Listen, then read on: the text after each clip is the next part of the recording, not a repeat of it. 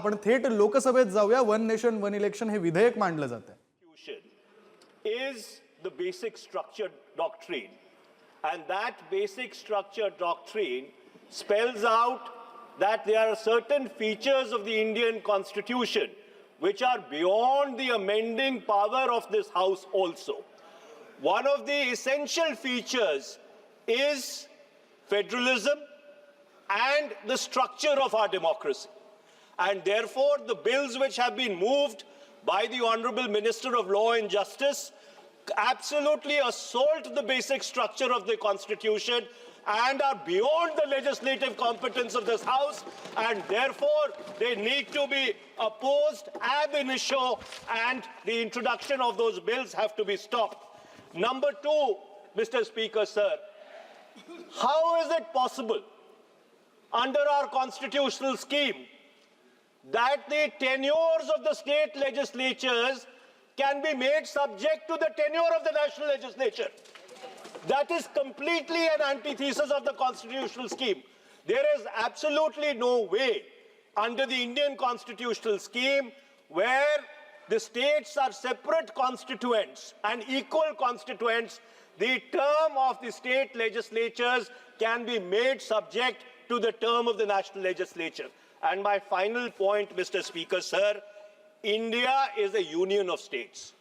Article 1 of the Constitution states that India is a union of states and not vice versa. And so, therefore, this excessive centralism, which is sought to be brought into existence by this bill, absolutely militates against the constitutional scheme in its essence, in its entirety, and in its very object. And therefore, Mr. Speaker, sir, I would once again like to urge this House that the introduction of the bill and the consideration of the bill, because of the basic structure doctrine enunciated by the Supreme Court in the Kesavanand Bharti case, is beyond the legislative competence of this House, and therefore this bill needs to be withdrawn immediately. Thank you, Mr. Speaker, sir. Dharmendra Yadav. धन्यवाद अध्यक्ष जी. मैं इस संविधान के 129वें संशोधन अधिनियम के विरोध के लिए खड़ा हूं. अध्यक्ष जी, मैं समझ नहीं पा रहा हूं, अभी 2 दिन पहले संविधान को बचाने की, संविधान की गौरवशाली परंपराएं की कस्में खाने में कोई कमी नहीं रखी. 2 ही दिन के अंदर संविधान की जो हमारी मूल भावना है, 2 ही दिन के अंदर संविधान का जो हमारा बेसिक स्ट्रक्चर है, 2 ही दिन के अंदर संविधान का जो हमारा संघीय ढांचा है, उसको खत्म करने के लिए संविधान संशोधन बिल लाए हैं. मैं मनीष तिवारी जी से सहमत हूं और अपनी पार्टी और अपने नेता आदरणीय अखिलेश यादव जी की ओर से कहना चाहता हूं, ये बिल पूरे देश के जो अलग अलग भेष भाषाएं, संस्कृति, क्षेत्र की जो मान्यताएं हैं, जो हमारे संविधान निर्माताओं ने बहुत सोच विचार के मंथन अध्ययन करके ये संघीय ढांचा तैयार किया था, राज्यों का गठन भी किया था, संस्कृति के हिसाब से, क्षेत्र के हिसाब से, भाषा के हिसाब से, परिस्थितियों और समय के हिसाब से. मैं नहीं समझता अध्यक्ष जी, मुझे कहने में कोई संकोच नहीं, उस समय के हमारे संविधान निर्माताओं से विद्वान, बाबा साहब भीमराव अंबेडकर से ज्यादा विद्वान इस सदन में अभी कोई नहीं बैठा. मुझे कहने में संकोच नहीं है.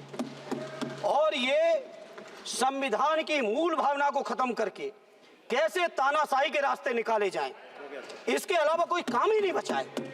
आखिर ये मनीष तिवारी जी ने कहा, कहीं एक विधानसभा के चुनाव अगर कोई अविश्वास आता है, अगर बहुमत नहीं मिलता है, तो क्या पूरे देश का चुनाव कराओगे? पूरे देश का चुनाव कराओगे? और ये लोग एक देश, एक संविधान, एक चुनाव की बात करते हैं. जो लोग 8 विधानसभाएं भी एक साथ नहीं करा पाते हो, मौसम देख के तारीखें बदलते हो, वो लोग बात करते हैं एक देश एक चुनाव की. इसलिए अध्यक्ष जी, मैं अपनी पार्टी की ओर से, अपने नेता आदरणीय अखिलेश यादव जी की ओर से इस बिल का पुरजोर विरोध करता हूं और आपके माध्यम से देश के जनमानस से कहना चाहता हूं, ये भारतीय जनता पार्टी के लोग तानाशाही लाने के नित नए रास्ते लाते हैं. जो 8 विधानसभाओं का चुनाव एक साथ नहीं करा पाए, 4 राज्यों के चुनाव एक साथ नहीं करा पाए, वो पूरे देश की लोकसभा और सारे प्रांतों की विधानसभाएं एक साथ कराने की बात करते हैं। मैं पूछना चाहता हूं सरकार से, अगर एक प्रांत के अंदर सरकार गिरती है तो क्या पूरे देश की लोकसभा के चुनाव कराओगे? क्या अगर लोकसभा के चुनाव के चक्कर में उस प्रांत के लोग क्यों सफर करेंगे? अरे चर्चा कर लेना। अरे कुछ नहीं बचा है, कुछ नहीं बचा है आपके पास। अध्यक्ष जी, सदन को थोड़ा सा सिस्टम में लाएं।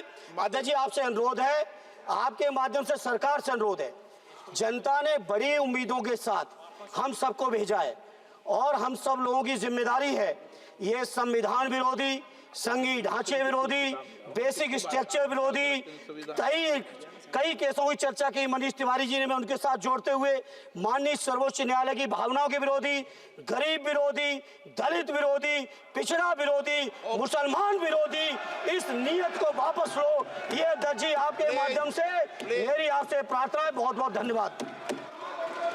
एक मिनट प्लीज। माननीय सदस्यगण, हम संसद के अंदर हर विषय की अलग अलग प्रक्रिया होती है। जब राष्ट्रपति भाषण होता है, जब बोलने की प्रक्रिया अलग होती है। संविधान पर उसकी 75 वर्ष की चर्चा पर जब विषय अलग होता है। आप जिस बिल का विधेयक पर विरोध कर रहे हैं वो नियम 72 के तहत विरोध कर रहे हैं। तो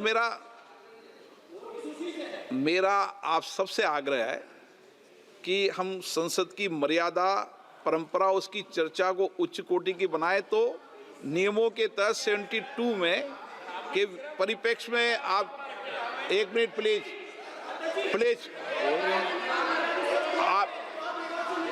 आप प्लीज मेरा ये आग्रह है, ऐसे नहीं बोलते बीच में। प्लीज बैठिए, ऐसे बीच में नहीं बोलते हैं। मैंने इसलिए आपसे कहा कि मैंने किसी को नहीं कहा कि मर्यादा बोली। मैंने कहा नियम 72 के तहत आप उस परिप्रेक्ष्य के अंदर बिल का विरोध करने का आपका अधिकार आहे। वन नेशन वन इलेक्शन वरून आणखी काय काय चर्चा ही लोकसभेत होते हे आपल्याला पाहायचंच आहे।